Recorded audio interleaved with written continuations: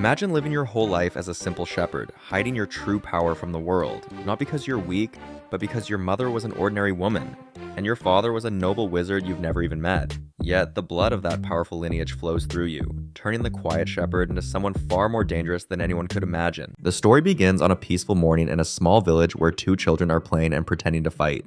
The boy says he's a wizard and attacks with a wooden stick, while the girl says she is a monster.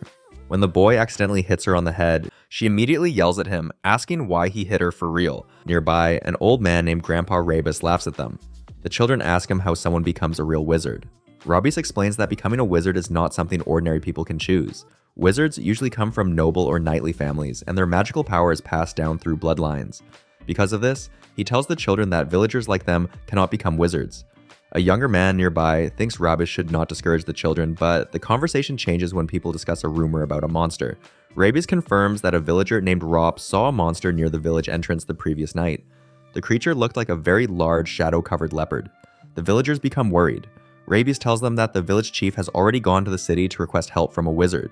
Until the wizard arrives, he warns everyone to stay away from the forest, because killing a monster without magic would be very difficult. Someone asks about Turin, a shepherd who lives alone on Hizaril Hill.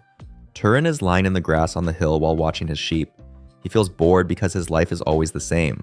While he is resting, Rebus arrives and scolds him for being lazy. Turin tells the old man to move because he is blocking the sunlight.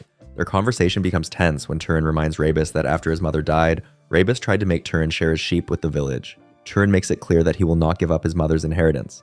Rebus then tells Turin about the monster seen near the forest. Turin listens calmly and says it does sound serious, but he does not seem very worried. Rebus warns him to be careful since he lives closest to the forest and reminds him that the village chief is bringing a wizard for help. Turin believes Rebus is more concerned about the sheep than about him and tells the old man to leave. After Rebus goes, Turin thinks about the monster and the possibility that a wizard might come to the village. Although the idea interests him, he doubts that the village chief will be able to bring a truly powerful wizard. Turin secretly wants to see how powerful a wizard really is. While standing with his sheep, he notices a strange metallic smell in the air as the sun begins to set. Curious, he follows the scent into the forest. As he goes deeper, the smell becomes stronger until he finds Grandpa Rebus lying dead on the ground in a pool of blood. Turin realizes the wounds are too severe to be caused by a normal animal and understands that the monster must have killed him. Soon, a huge shadow leopard appears. The monster has large claws and glowing joints, and it growls while standing near the body. When a child in the village asked how powerful monsters are, a man told the child that monsters are extremely powerful and ordinary people cannot defeat them. However, Turin calmly faces the creature and commands it to die. A powerful invisible force hits the monster, but it survives. When the monster attacks again, Turin shouts, "Stop!" and golden energy freezes the creature in place, though it slowly begins to break free. Realizing his commands alone are not enough, Turin decides to fight using his shepherd tools. He takes a stone and places it in his sling. He commands the stone to become harder and faster. Then, he gives the final command, "Pierce through." When Turin releases the sling, the stone struck the monster and pierced through its body, but the monster did not die and lunged at Turin. Turin then said he was not aiming for its body, but for its head. The stone struck the monster's head, crushing it and leaving the monster lifeless. For the first time in his life, Turin uses his power against a real monster and kills it. Looking at the body, he considers dragging it into a nearby valley to get rid of it and complains that even after saving the village, he still has to clean up the mess. The villagers do not know that Turin is actually a wizard. He discovered this 8 years ago when he was 10. One day, his magic awakened at home, causing heavy logs to float. Excited, he called his mother and showed her that he could also create fire and control the wind. Instead of being happy, his mother became frightened and shouted at him to stop. It was the only time she had ever yelled at him. She pulled him close and asked if he wanted to live a long life with her. When he said yes, she made him promise never to use his magic again or reveal it to anyone. When Turin asked why, she explained the difference between nobles and knights. Both are called wizards, but nobles are descendants of Franz, while knights come from noble bloodlines that mixed with ordinary humans over time. Turin's father had been a knight. Because of this, society treated them differently, and many nobles treated knights like servants or slaves. His mother begged him to hide his power so no one would discover he was a wizard. 8 years passed, and Turin kept that promise. Even now, he has no desire to leave the mountain or show his power to the world. Suddenly, loud banging breaks the silence as people shout outside his door. A group of angry villagers gathers and demands that he come out. Turin walks outside while yawning and asks if they are accusing him of killing Rebus. The leader grabs his collar and claims Turin attacked the old man and threw his body into the forest for monsters. Turin quickly understands that the villagers were too afraid to face the monster and now want someone to blame, with him as the easiest target. He tells them they are hiding their cowardice. Furious, the leader tries to punch him. Turan's magic works when he strongly wishes for something and uses mana, so he quietly commands that the man should fall. An invisible force pushes the attacker off balance. Before the others react, Turan moves quickly and defeats the entire group using both physical strength and small amounts of magic, hitting them only hard enough to stop them without killing them. Soon, the villagers are lying on the grass in pain. Turan reminds them they should have saved their strength for Robus's funeral instead of starting a pointless fight. A group of women then arrives. Turan asks if they also came to cause trouble, but they say they only wanted to see what happened. Turan tells them to take the unconscious men and drag them back down the hill. After everyone finally leaves, Turan returns inside his house. He already knows the town will probably start more trouble later. They will likely try to cheat him during trade again. If that happens, he plans to simply beat them up until they give him a fair deal. Thinking the chaos is finally over, he tries to relax. But suddenly, another loud knock shakes the door. Annoyed, Turan storms over and demands to know who it is this time. He swings the door open, ready to fight again. Instead, he finds a tall, bearded man standing calmly outside. The stranger, wearing a heavy coat, politely asks Turan for a small favor during his travels. Turan immediately realizes he almost shouted at an innocent traveler. He quickly apologizes and explains that some unwanted guests had caused trouble earlier. His mother always taught him good manners, and he wonders if he's being polite enough now. He notices the traveler is carrying a sword. If the man is searching for an inn, Turan explains he has come to the wrong place. But after thinking for a moment, Turan invites him inside anyway. He warns that his home is not very wealthy. However, the traveler is surprised when he sees the food on the table. To him, it looks like a feast. As the man eats bread and meat, he asks Turan if he has ever met people from outside the town. Turan explains that he has not. He was born on this hill and has lived as a shepherd his entire life. Visitors rarely come to such a remote place. The traveler finds this interesting and remarks that for a shepherd, Turan has very good manners. He assumes Turan's parents must have raised him well. Turan gives credit to his mother, but quietly explains that she died several years ago from illness. Hearing this, the traveler respectfully touches his forehead and says she must now live among the gods for raising such a fine son. After thanking Turan again for the meal, the traveler finally reveals why he came to the region. Someone asked him to deal with a dangerous monster, a monster puma. The traveler then calmly says that he is actually a wizard. This shocks Turan, and his eyes widen as he remembers the stories the village elder mentioned earlier. The atmosphere in the room becomes tense. The traveler says he can sense a monster somewhere nearby, but he cannot see it. He wonders why Turan is so calm instead of running away. Since Turan lives closest to the forest, he would be the first target if a monster attacked. The traveler directly asks if Turan is not afraid of the monster. Still suspicious, the traveler keeps questioning him. Turan seems too confident for someone who has never left the town. The traveler asks Turan who he really is. This question triggers a flashback in Turan's mind. In the past, his mother warned him never to tell anyone that he is a wizard. She explained that some nobles are cruel. If nobles are like shepherds, then knights are like the dogs they keep. They may treat those dogs kindly, but they can also sell or sacrifice them if necessary. She did not want that kind of life for her son. She told Turan that if he wanted to keep living peacefully with her, he had to promise never to reveal his identity, especially to other wizards. If they discovered his power, they could separate them and treat him like a tool to be used and discarded. Because of this, she warned him to avoid being exposed as a wizard, even if it meant he might one day have to kill someone to protect the secret. Back in the present, the traveler notices Turan's intense expression and asks why he cannot answer. Then he laughs and says Turan does not need to look so serious, because his question was meant as a joke. Turan becomes confused by the joke. The MC apologizes and admits that he is not very good at humor. After that, the traveler properly introduces himself as Kaorn. Then, Turan also introduces himself and says that his name is Turan. During the conversation, Kaorn casually reveals that he is 75 years old. Turan is shocked, but Kaorn explains that wizards age slowly and live longer than ordinary humans. Curious, Turan asks why Kaorn chose to wander. Kaorn explains that he served the powerful Arabian family for 60 years before leaving to travel freely. Turan smiles and admits that such a life sounds romantic. They continue talking while sharing a meal, and Turan realizes how enjoyable it is to speak with someone kind. Before they notice, the sun begins rising through the window. Kaorn stands and says it is time for him to leave. Before going, he places a silver coin on the table and explains that it is Arabian silver, the purest kind, which is more than enough for the meal. Turan wishes him luck on his monster hunt, but Kaorn laughs and says it is not their final goodbye. He jokes that he might return later for another meal before walking down the hill. Later, Turan returns to his sheep. Standing in the green fields under a clear sky, he tells the sheep to gather, and they immediately move together across the hillside while the village sits in the distance. As the flock gathers, Turan reflects on the previous night. It was his first time meeting another wizard, and the conversation felt comfortable. Kaorn's humor and kindness changed Turan's belief that knights were just emotionless servants of nobles. However, one problem remains. Looking at the sky, Turan wonders how he could tell Kaorn that the monster he came to hunt is already dead. Meanwhile, deep in the forest of Hyseril Hill, Kjorn searches for the monster. As he moves through the woods, he notices signs of a fierce battle but finds no trace of the creature itself. He suspects someone already hunted it. Perhaps the village chief hired another wizard. Kjorn examines a broken tree and notices lingering mana traces. Regardless of who defeated the monster, he feels relieved knowing the villagers should now be safe. Suddenly, his instincts warn him. Kjorn turns and sees a terrifying creature behind him. It is a monstrous wraith formed from the leftover mana of the dead beast. Its glowing yellow eye stares at him as its massive claws stretch forward. Kjorn immediately understands the situation. When a wizard fails to absorb or disperse the mana of a slain monster, the remaining mana can form a wraith. Whoever killed the original monster must have been a wizard, yet they left the mana behind. A novice knight could not defeat a monster this strong. The wraith suddenly attacks. A huge claw smashes into the ground as Kjorn narrowly dodges. Realizing the danger, he gathers golden magic in his hand and fires a powerful blast at the creature.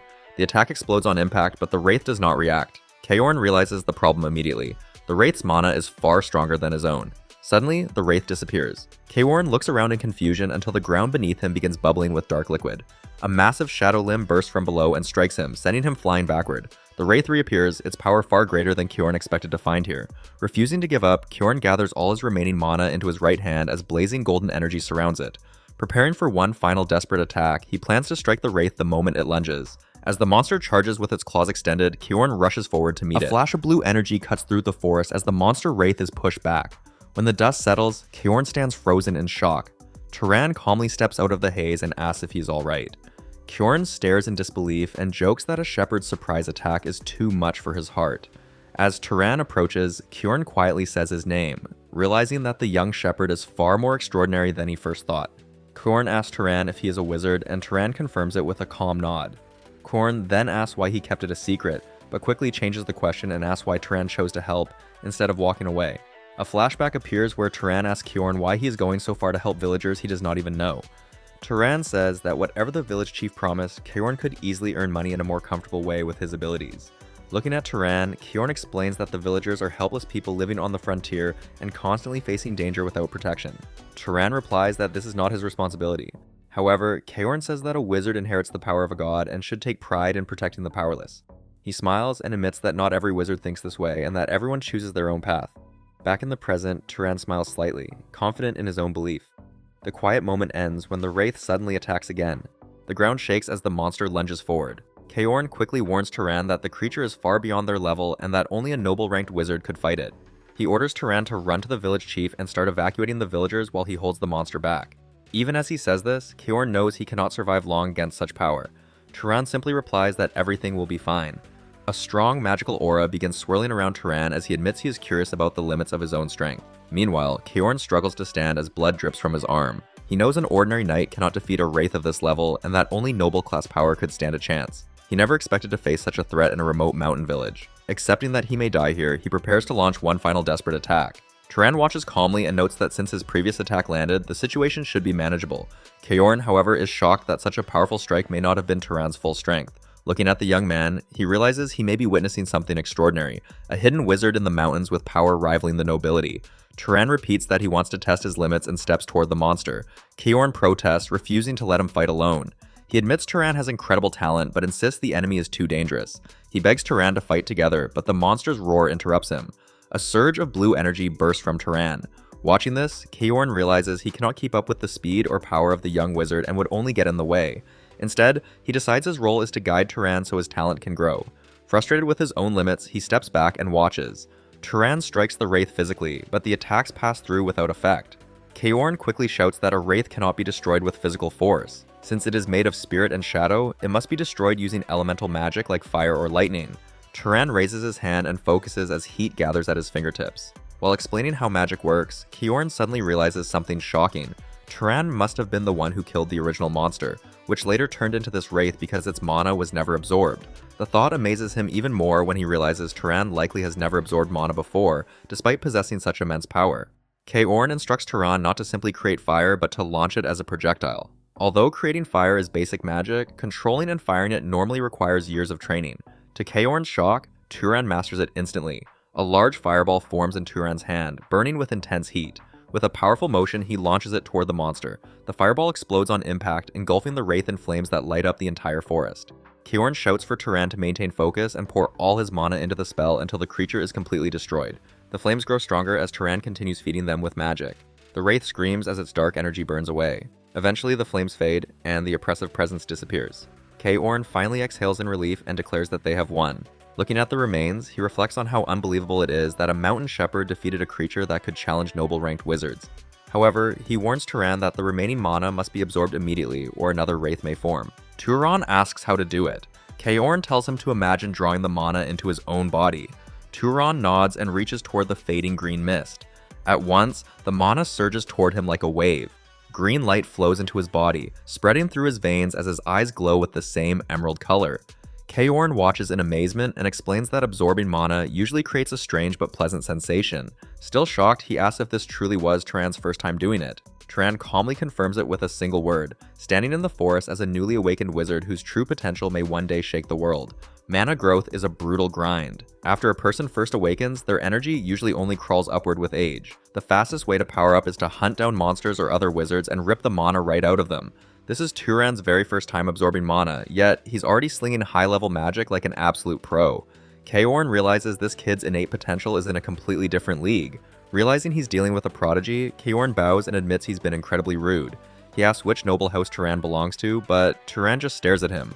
The young man tells Kyorn to stop the talk and wipe the blood off his face first. Kyorn is stunned. He apologizes again for his lack of manners, feeling like a fool for making someone so esteemed do chores.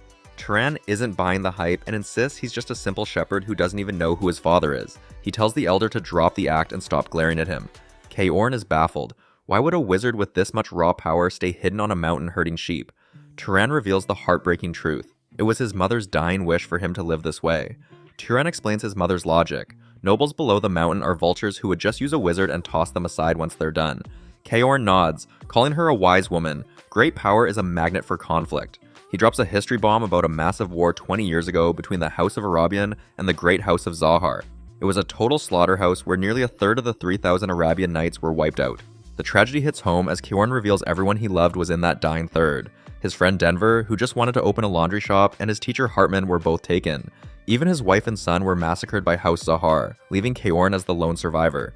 He agrees that a knight's life can vanish in an instant, but he tells Turan that his aptitude is something else entirely.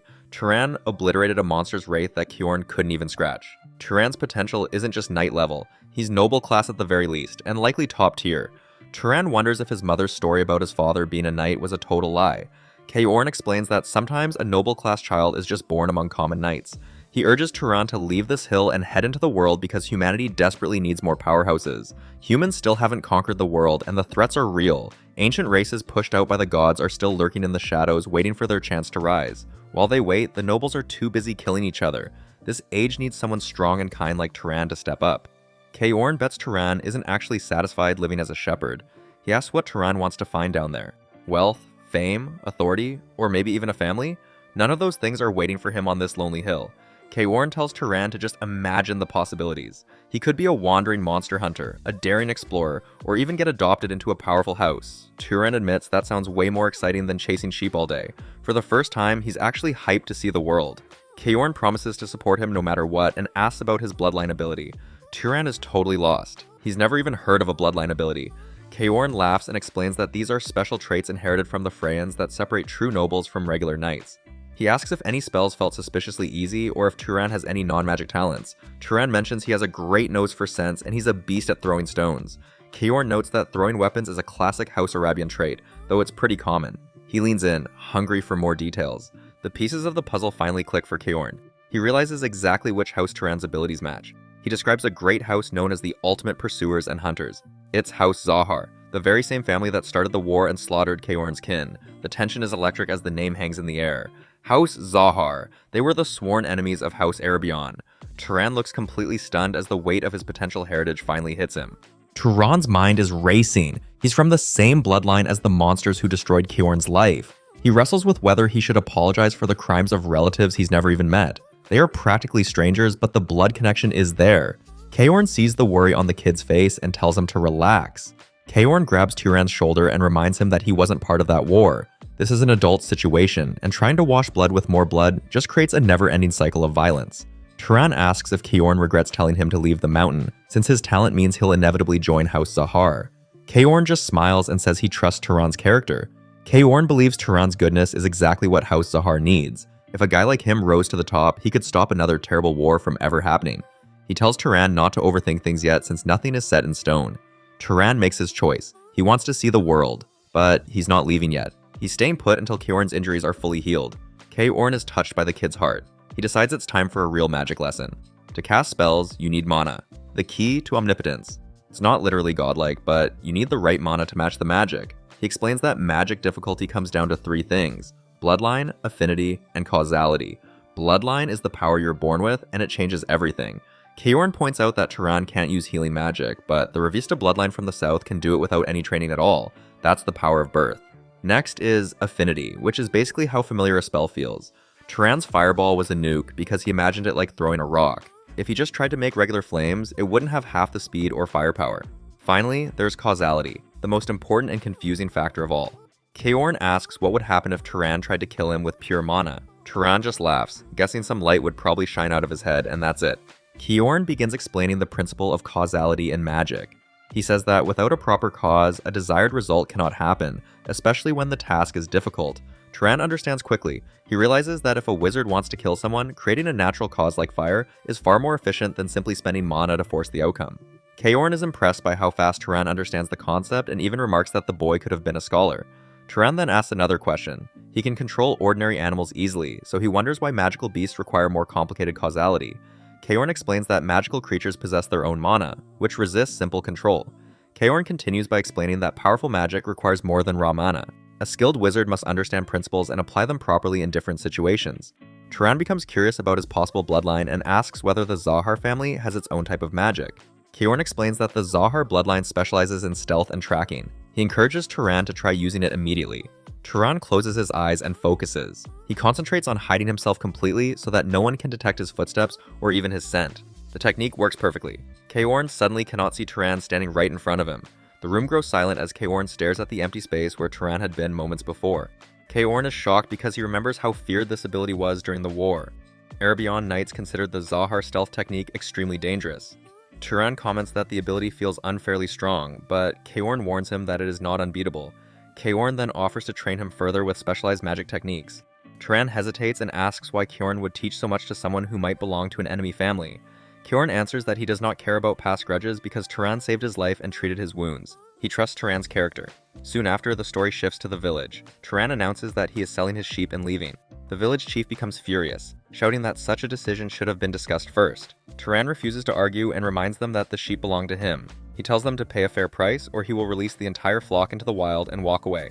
The chief knows Turan is serious and reluctantly hands over a heavy bag of coins. He tells Turan that he can leave or stay as he wishes. With that settled, Turan and Kyorn walk out of the village without looking back. As they travel away, Kyorn suggests returning to the village to demand more compensation after everything the villagers put Turan through. Turan declines the idea. He says he does not want anything else because Kyorn was the one who actually hunted the magical beast. Eventually, the road splits, and it is time for them to separate. Kyorn offers to travel together, but Turan politely refuses, explaining that he prefers to travel alone. They thank each other and exchange their final good wishes before walking in different directions. Turan remains standing for a while, watching Kyorn disappear into the distance. Later, he realizes why he disliked hearing Kyorn speak formally to him. Although his mother had always cared for him, Turan secretly longed for a father figure who could guide him and show him what kind of man he should become. After leaving the village behind, Turan travels through a dry canyon where strong winds blow across the rocky wasteland. During his journey, he spots several figures in the distance and assumes they might be merchants traveling between towns. Hoping to learn the direction to the nearest city, he approaches them. One of the men, a rugged traveler with an eye patch, demands to know who is blocking their path.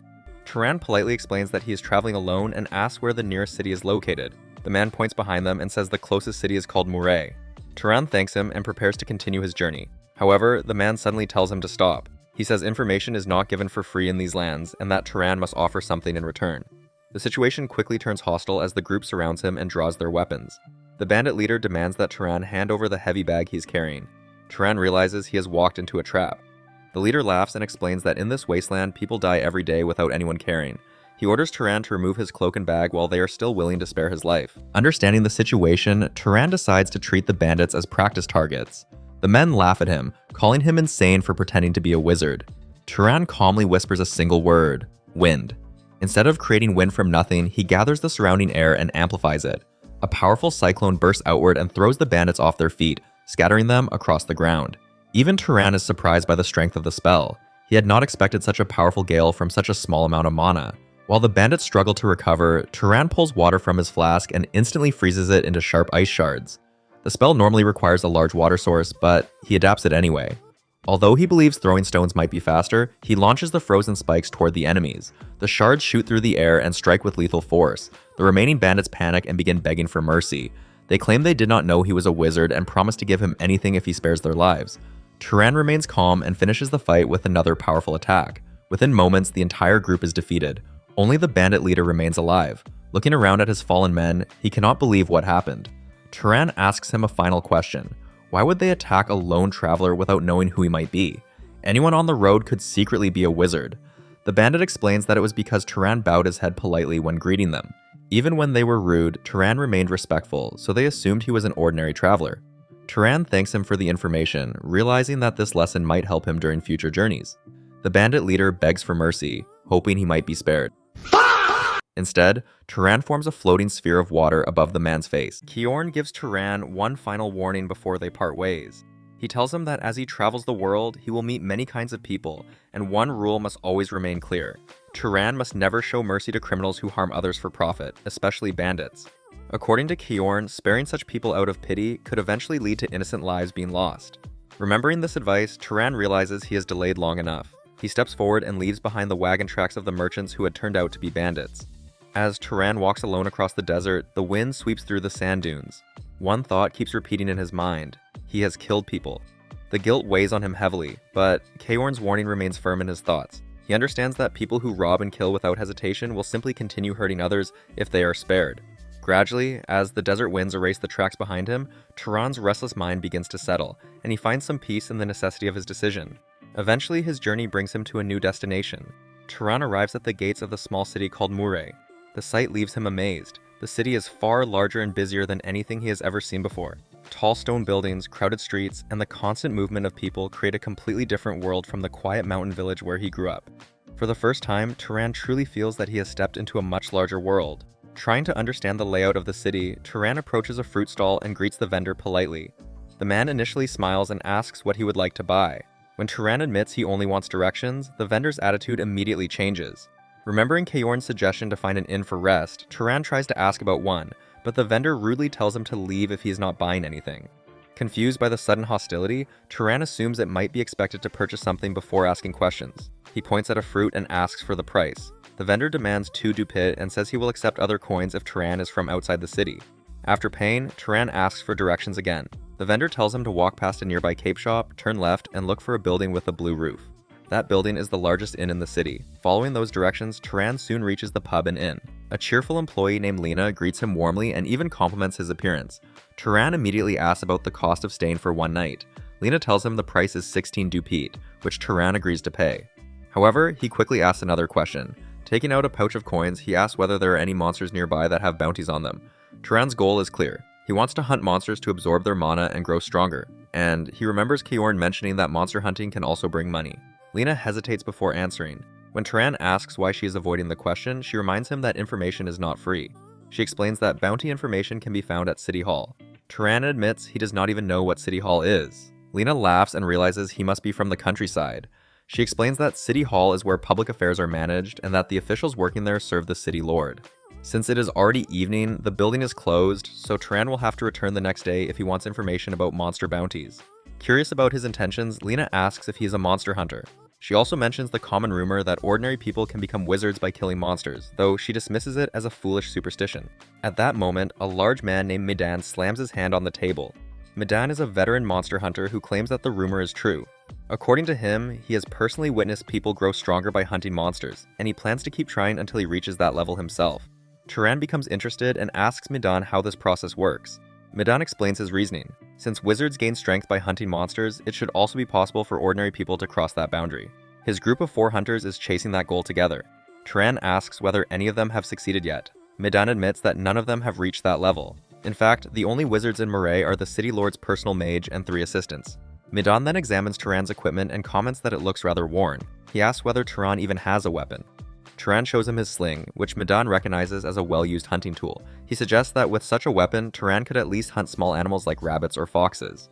Seeing potential in him, Midan offers Turan a place in their hunting group because they need someone skilled at ranged attacks. Turan refuses the offer without hesitation. He prefers to travel alone and sees no need to rely on a group. Later that night, Turan rests in his room at the inn. Lying on the bed, he reflects on everything that happened that day. It still feels strange that he truly left his village behind. Blue mana flickers around his hand as he wonders what kind of future lies ahead. Suddenly, someone knocks sharply on his door. Turan immediately becomes alert. Even inside an inn, he remembers Kaorn's advice that cities are not necessarily safe places. When the door opens, Lena enters the room. She asks if Turan was sleeping and says she came because she thought his room might be cold. Her intentions quickly become clear as she suggests she could warm him for a small fee. Turan looks confused and asks what she means. Lena responds with a playful smile and begins unbuttoning her clothes while stepping closer. Turan remains completely expressionless and says he does not want anything. Lena is surprised by his reaction and reaches out to touch him, expecting him to change his mind. Instead, Turan remains completely calm and unmoved. At that moment, Turan remembers Kaorn's warning in his mind. Kaorn had once warned him to be careful in cities because some inn workers might carry dangerous illnesses. Even though wizards have strong resistance, such risks could still harm others later.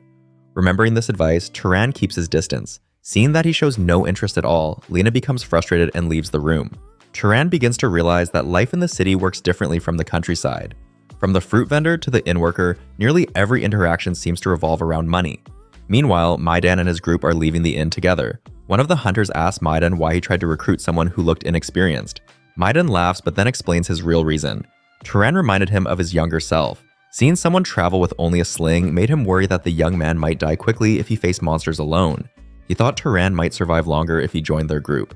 Back in his room, Turan smiles slightly as he lies on the bed. Perhaps the city is not completely cold after all. The next morning, Turan walks to the large building known as City Hall. Standing before the official desk, he approaches one of the employees and asks if the man is an official. The man responds with a bit of sarcasm, pointing out that his uniform should make that obvious. Turan then explains his purpose. He says he wants to hunt monsters. At that moment, Kaorn's final advice echoes in his mind. The world does not offer respect without reason. If Turan wants people to treat him differently, there is a simple solution. He only needs to reveal the truth. Turan prepares himself to show that he is not just a traveler, but a wizard. A clerk slides a parchment across the counter showing a drawing of a jagged winged creature. He warns Turan that the document must stay on the desk and should only be viewed briefly before being returned. Turan studies the illustration and asks if it represents a crow-like monster. The clerk responds sarcastically and then explains an important city rule. Any monster killed outside the walls must have its body brought back to the city. Leaving a corpse behind is considered a serious crime because the remaining mana can transform the body into a wraith. Remembering his past encounter with such a creature, Turan understands the danger and promises himself he will not repeat that mistake. When he asks why the city's knights do not hunt these monsters themselves, the clerk scoffs and explains that knights are responsible only for maintaining order within the city walls. Hunting monsters in the wild is a job usually taken by mercenaries or adventurers. Turan quietly leaves the building, while the clerk mutters that another reckless hunter will probably die outside the city. However, only moments later, the door opens again. Turan returns and drops a monster carcass heavily onto the floor. It is the exact creature shown on the parchment, its blade-like wings still intact. The clerk and the others in the hall stare in shock. The clerk asks how Turan could possibly have returned so quickly and whether he defeated the monster alone. Turan simply confirms that the monster is dead and asks how to claim the bounty. Still stunned, the clerk quickly gathers a pouch of coins and hands it to Turan. Nearby, another official examines the corpse carefully, amazed that the monster's blade wings were not damaged. He quietly wonders how anyone could have killed it so cleanly. While everyone else is still processing the situation, Turan calmly asks whether there are more monsters available to hunt. The clerk can barely believe what he's hearing and reveals that Turan has already defeated 30 monsters in just 3 days. Later that evening at the inn, Lena serves Turan a large meal of soup, bread, and roasted meat. She jokes that he must have earned a fortune from all his hunting. Turan focuses on eating, but his real interest is not the money. His goal is the mana hidden inside the monsters he hunts. Feeling a surge of power as green light gathers around his hand. Since meeting Kaorn, his mana reserves have grown significantly, but he begins to notice a problem. Weak monsters no longer provide enough power for him to grow stronger. If he wants to improve further, he will need to hunt more dangerous prey. While he eats, Lena and a large man nearby watch him in amusement. Lena laughs at how much food such a thin man can consume and admits she is happy someone finally enjoyed her cooking again. Turan thanks her sincerely and praises the meal, promising to look forward to the next one. The peaceful moment suddenly ends when a thug grabs Turan by the shoulder and demands some of the money he earned. The man insults him and claims that Turan should share his wealth. Turan reacts instantly, striking the thug in the face with a powerful punch that sends him stumbling backward. When the thug's partner rushes forward in anger, Turan calmly blocks the attack and grabs the man's head, slamming him hard into the floor. The fight ends quickly, and the thugs realize they have chosen the wrong target. Lena shouts for them to stop fighting in her inn. At that moment, Medan steps forward and apologizes for the behavior of his two companions. He explains that they were jealous after seeing Turan's recent success and promises that it will not happen again. Medan orders the two men to apologize, and they reluctantly do so. When Turan asks whether things are really that difficult for their group, Medan admits that they are struggling badly. Medan reveals that within 3 days they will not even have enough money to pay for their rooms. Although he says it is their own problem, Turan unexpectedly hands him a heavy bag of coins.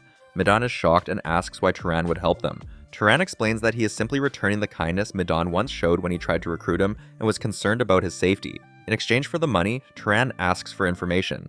Medan happily agrees, saying that sharing information is something he can always do. The next day, Turan prepares to leave the city. The information Maidan provided about nearby areas and the next city will help him continue his journey. As he walks through the outskirts, he reflects that Maidan is a good person, even if he lacks the experience of someone like Kjorn. Suddenly, Turan catches a strange scent in the air. His expression changes immediately as he rushes toward its source. Moments later, he arrives at a clearing and finds one of Maidan's companions leaning against a tree, badly wounded and covered in blood. Coins are scattered across the ground nearby. Turan approaches the dying man and asks what happened. With his last strength, the man mutters something about a rabbit monster. Turan is confused until he notices movement nearby. A large white creature with horns and glowing red eyes sits beside another body, chewing on flesh. It is clearly responsible for the slaughter of the entire group. The monster suddenly launches forward with incredible speed. Turan barely dodges its first attack and immediately realizes how dangerous the creature is. The rabbit monster turns sharply and prepares to charge again. Turan gathers mana and throws a powerful projectile toward it. However, the creature deflects the attack with surprising skill, showing that it is used to fighting opponents who rely on thrown weapons. It charges again, striking the ground with enough force to send dirt flying. The monster's red eye locks onto Turan as it rushes toward him once more. This time, Turan draws a blade and meets the attack head-on. Their clash sends blood spraying into the air as the weapon cuts into the creature. The monster screams loudly while Turan lands back on the ground, ready for the next exchange. A powerful crack echoes through the forest as Turan's attack connects with the horned rabbit monster. The beast is blasted backward with a shrill scream before crashing heavily onto the ground. Blood spills across the dirt as the creature struggles briefly, releasing one final roar before its body goes still. Turan steps forward calmly and begins harvesting its mana. Green energy swirls around him as he absorbs the monster's essence. The amount of mana is far greater than what he absorbed from the Shadow Leopard earlier, and the sudden surge visibly surprises him. Nearby, one of the wounded survivors from Medan's group watches in shock and realizes that Turan must be a wizard. Turan quietly confirms it. Looking at the dying men, he asks if any of them have family so he can return their belongings. One man weakly answers that none of them do. Turan remembers Medan mentioning a great city called Orem, famous for a massive library that contains thousands of books. Medan had explained that only wizards are allowed inside. The idea finally sparks Turan's curiosity, and he decides that this will be his next destination. Before leaving, he builds a simple grave for Medan and the others. Standing quietly before the stones, he offers a final farewell and hopes Medan finds peace. Leaving the forest behind, Turan travels toward civilization. Eventually, the outline of a massive city appears on the horizon. The city of Drem towers over the land with enormous walls and crowded streets. Turan is immediately struck by the scale of it. Compared to this place, the city of Murai now feels small. Large crowds gather at the gates as travelers line up to enter. Turan assumes the guards are checking for criminals, but when he reaches the entrance, one of the guards blocks his path. The guard refuses to let him enter because his clothes are filthy from travel and tells him to clean himself before trying again. Turan ignores the insult as his attention shifts to a massive tower covered in vines that rises high above the city. The structure is enormous, and he quickly realizes this must be the famous library Medan mentioned. When Turan approaches the entrance to the library, the guards stop him and explain that only wizards are allowed inside. Turan calmly states that he is a wizard. The guards burst into laughter and accuse him of lying, even threatening to arrest him for impersonating a mage. At that moment, a knight named Kenya arrives and explains that wizards can sense each other's mana. As Turan releases a small amount of his power, Kenya suddenly feels the overwhelming pressure and struggles to keep his composure. He immediately realizes that Turan's mana is extraordinary, easily comparable to that of a noble class wizard. Kenya introduces himself as a knight of House Valtez and asks which noble house Turan belongs to. Turan instead asks whether a house name is necessary for entry. Kenya explains that it is not required, but the library can only be used with permission from Lord Valtez. Kenya arranges for Turan to meet the house while preparations are made for his stay. Turan is taken to a bathhouse where several maids begin assisting him. At first, he insists he can wash by himself, but the maids explain that failing to properly serve an honored guest would get them punished. Reluctantly, Turan allows them to help. After washing and changing into clean clothes, his appearance changes dramatically. The maids stare in amazement, whispering about how handsome he looks. Turan notices their reaction and awkwardly checks his reflection in a mirror. At that moment, a young woman with bright pink hair walks into the room. She introduces herself as Azella and jokingly comments that the man who arrived looking like a beggar now resembles a prince. Curious about him, she asks which noble house he belongs to. Turan explains that he cannot easily reveal that information. Azella's curiosity quickly turns competitive. She challenges Turan to show his mana. Instantly, Azella releases her mana, challenging Turan to show his. Turan immediately releases his mana as well, and the two forces collide, shaking the entire room. After a moment, both of them stop. Azella is stunned by Turan's power and her hands begin to shake. Then she suddenly proposes marriage to him, which completely surprises Turan. A moment later, she starts laughing and says she was joking, but tells him he should at least think about it once. After saying this, Azella leaves. Turan can still feel her aura and his own hands are shaking as well. He wonders if this level of mana is considered average in this place. Soon afterward, Turan meets Lug Valtas, the Lord of Aurum. Lug assumes Turan already knows who he is and asks why he wishes to use the library. He warns that the library does not contain forbidden magic or secret methods for gaining power. Turan calmly replies that he only wants knowledge and never expected such secrets. Since no family secrets are involved, Lug grants him permission to use the library. However, he tells Turan to rest and begin the following day. When the massive golden doors of the Sky Library open, Turan enters a breathtaking hall filled with towering shelves and a spiral staircase leading toward a glowing skylight above. The scale of the library is incredible. Soon, a small girl with long black hair appears and introduces herself as the librarian. Turan is surprised to see someone so young holding the position. She explains the library rules clearly. Books cannot leave the building, and anyone who damages them must pay for it. She also declares that she will watch him closely the entire time. Turan asks if she can give him some space while he reads. The librarian offers to recommend books about romance, history, or even more questionable topics, but Turan instead asks for books containing basic knowledge about the world. She leads him to a section filled with ancient texts. Turan selects a heavy book titled Expiratere Asterisk. As he holds it in his hands, he realizes he is finally holding the knowledge he has been searching for. From that moment, Turan devotes himself completely to study. Day after day, he reads about geography, different races, magical traditions, crafting techniques, ancient relics, and the history of magical beasts from the Old Empire. The library becomes his entire world as he continues studying relentlessly. Eventually, Lord Lug summons him again. Lug praises Turan's dedication before revealing the real reason he allowed him to use the library. A dangerous magical beast has appeared in northern Aurum and has been attacking travelers along a major trade route. 4 knights sent to deal with it were already killed. Lug explains that his house can only deploy 2 more fighters, so Turan's help would greatly increase their chances of success. Turan agrees, saying that protecting people is a wizard's responsibility, although he quietly suspects that Lug planned to recruit him from the beginning. Soon, Turan joins a group of soldiers leaving the city. Azella walks beside them and complains that her father tends to exaggerate threats. A man named Marvin Valtas introduces himself as her brother. During the journey, Marvin jokingly asks Turan if he has any interest in Azella, but Turan calmly denies it, which clearly pleases Marvin. Not long after entering the forest, the scouts suddenly signal for everyone to stop. They discover the wreckage of a destroyed merchant wagon. Turan examines the area and notices a massive muddy handprint on a broken plank. From the size and shape, he concludes the attacker must be a giant monkey-like beast. Turan tells them that the monster probably attacked a peddler and then fled into the forest. Azella asks if he can track the monster using his magic. Turan picks up a piece of clothing and says he will try. While doing this, Azella asks if he might be from a noble lineage. Turan replies that he has used this ability often enough to be familiar with it. After smelling the clothes, he quickly catches the monster's scent and points out the direction. They follow the trail, but it eventually ends at a stream. Turan says the monster may have washed itself to hide its scent. Azella questions how a beast could think of avoiding being tracked.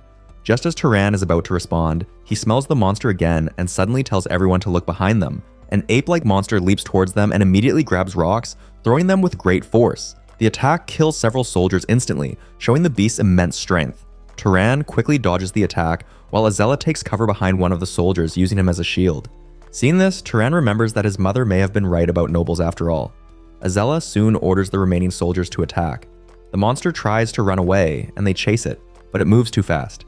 At that moment, Azella notices a stone flying past her at incredible speed. The stone pierces straight through the monster's body. It was thrown by none other than Turan. With that, the story comes to an end. I hope you liked it. Don't forget to subscribe to Senpai Respawn